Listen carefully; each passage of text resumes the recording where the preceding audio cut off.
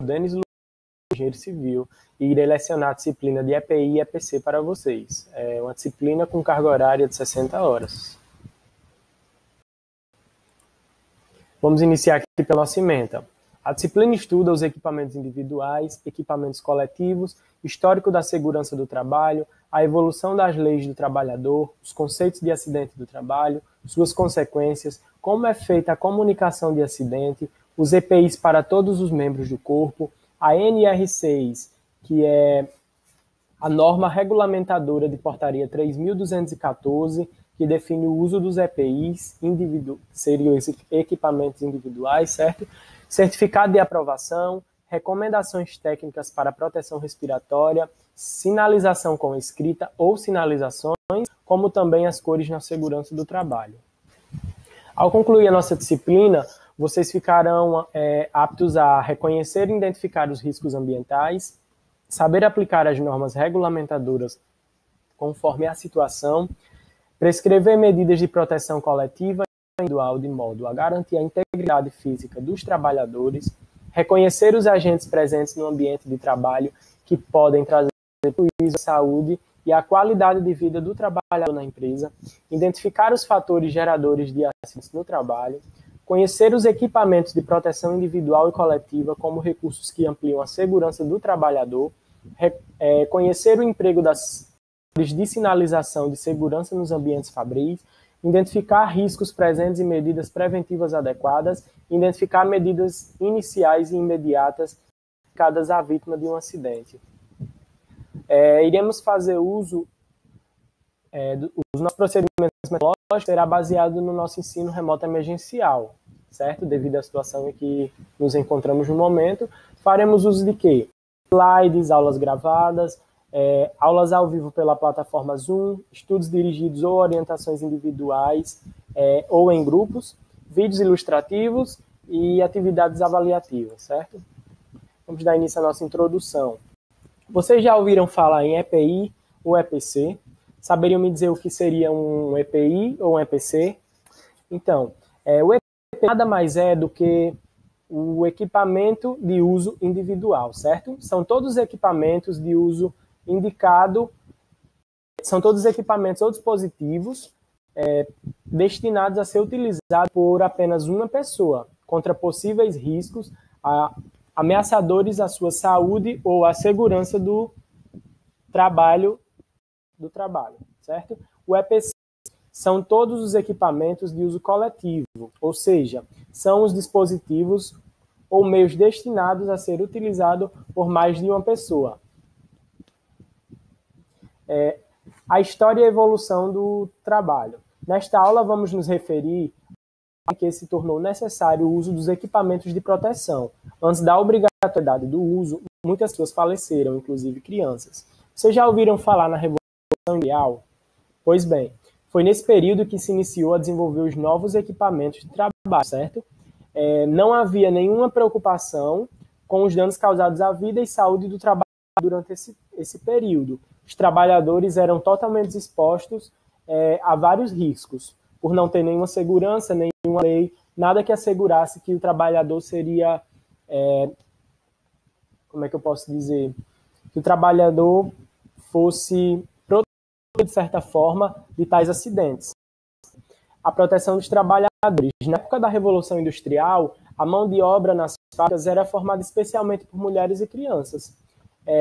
As máquinas não tinham nenhum tipo de proteção e as correias eram expostas. Isso fazia com que muitas crianças falecessem. Por isso que existia nesse período existia um número altíssimo de morte infantil. Em 1802, foi aprovado na Inglaterra a Lei de Saúde e Moral dos Aprendizes, conhecida como Lei de Peel. Essa lei tinha o objetivo proporcionar o mínimo de condições de higiene aos aprendizes. Então, gente, essa lei ela resolvia apenas parte dos problemas de proteção aos trabalhadores, entendeu? Ela não era uma lei eficaz que fizesse com que o número de mortos, por exemplo, ou de acidentes de trabalho diminuísse de uma forma drástica. Não. Ela resolveu artes. Foi quando, em 1830, aconteceu que um médico inglês chamado Robert Becker foi procurado pelo dono de uma fábrica.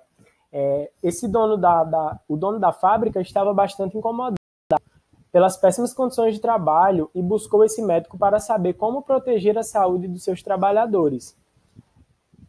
A partir daí, muitos acontecimentos positivos ocorreram relacionados à saúde do trabalhador. Foi quando os outros donos de empresas foram meio que se inspirando na iniciativa desse cara, do cara que procurou o médico, no caso, e foi começando a tomar as medidas cabíveis para que os acidentes fossem cada vez menores e cada vez mais evitados, entendeu?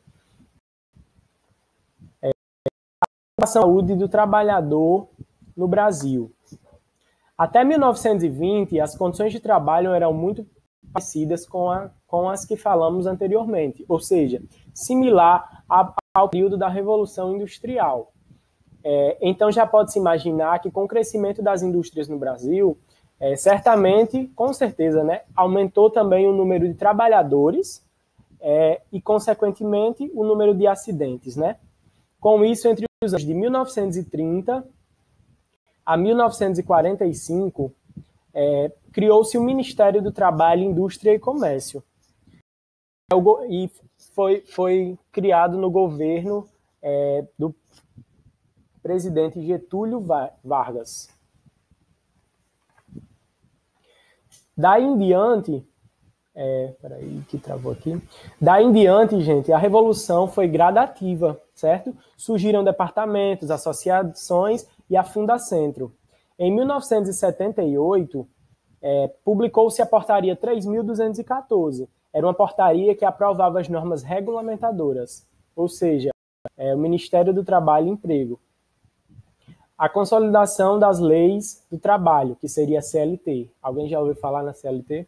Então, a CLT surgiu na época de Getúlio Vargas, em 1943, e tinha como propósito unificar toda a população brasileira, certo? O maior objetivo era regulamentar as relações individuais e coletivas do trabalho. Foram 13 longos anos para a existência da CLT, certo? Vou mostrar aqui para vocês um vídeo para facilitar o entendimento sobre a CLT, certo?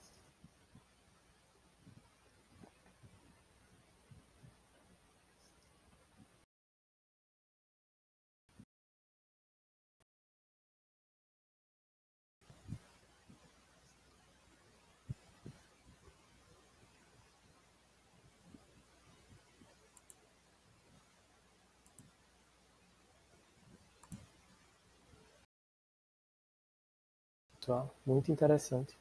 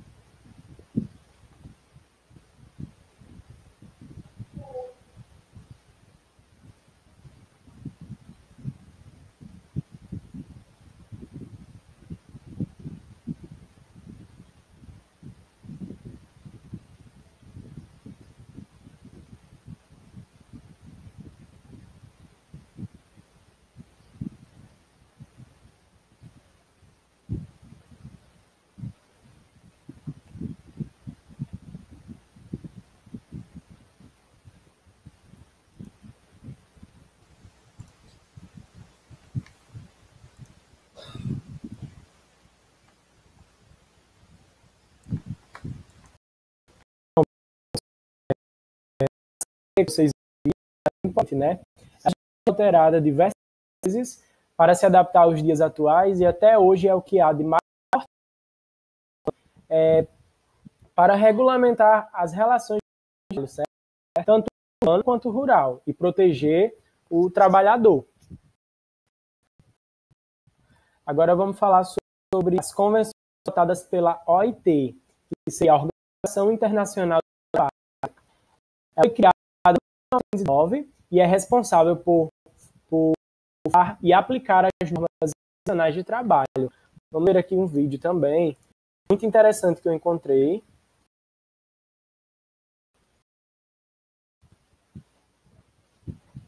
Em alguns da disciplina de segurança do trabalho, da faculdade, e não preste atenção na legenda porque ele é muito interessante. É um vídeo muito interessante. Vamos ver aqui.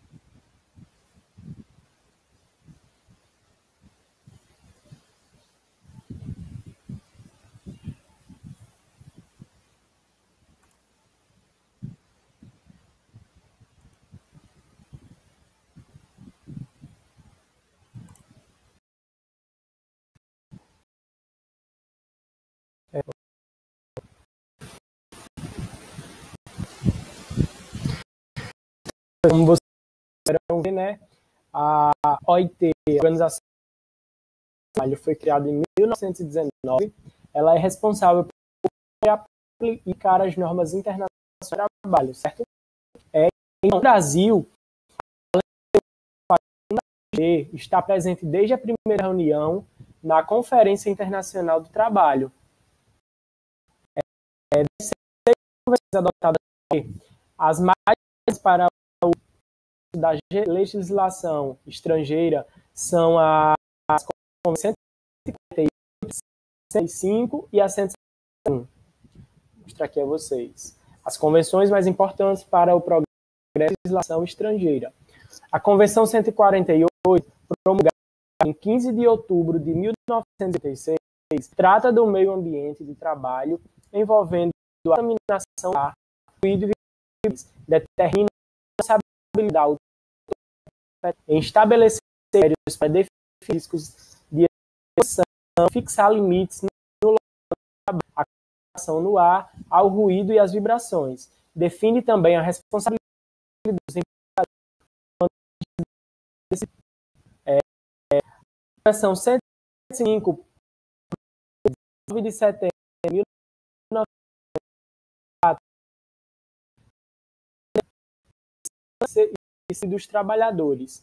Tem como conteúdo básico o de elaborar uma referente à segurança do trabalho, prevenindo acidentes e danos à saúde do trabalhador, né? Tem uma que foi promulgada em 20 de março de 1991, serviços de saúde no trabalho, formular e aplicar política nacional que, ao longo do tempo, estabeleça serviços de saúde. Então, essas são as ações principais, entendeu? Foram essas três principais legislação é uma forma de acordo que visa criar normas gerais para regularizar o que diz respeito ao certo? Então, pessoal, nesta aula vocês perceberam o importante na formação de ocupação, certo? Foi